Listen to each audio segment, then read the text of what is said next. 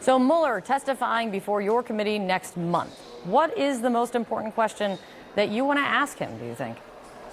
Well, that's an interesting question, Kate, and why I say that. I believe Bob Mueller, having watched him and known him for a long time, when he says that his testimony is his report.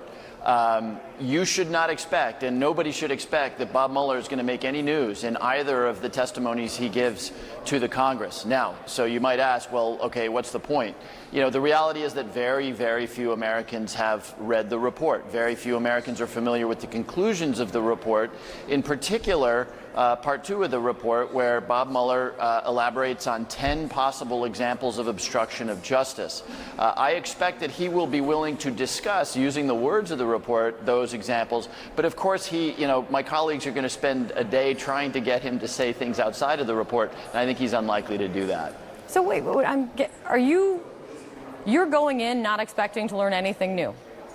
I would not expect to learn a lot new. Again, he is going to abide. If you know Bob Mueller, you know that of all the people in Washington, this is a man who means what he says and says what he means. So I would be shocked if he goes too far from the language of the report. That said, he may be willing to answer factual questions that maybe aren't directly repeated in the report. And what I'll be interested to see, I mean, here you have a guy, I've just told you what I think about him, who is universally respected in Washington and has been for decades. And of course, the Republicans are going to try to slander him. They're going to try to say you are biased. They're going to come up with notions that he couldn't have been a fair arbiter of this report. And it's going to be interesting to see how he parries that, because, again, Bob Mueller is concerned about his legacy. He doesn't want to get drawn into a partisan food fight, but he is going to stand up for his own integrity.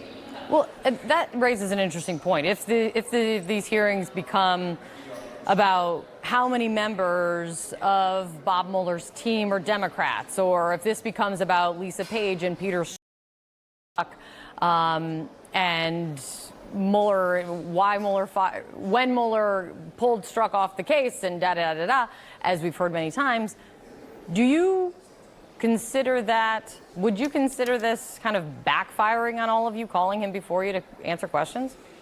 Well, again, I don't think it's going to so much backfire.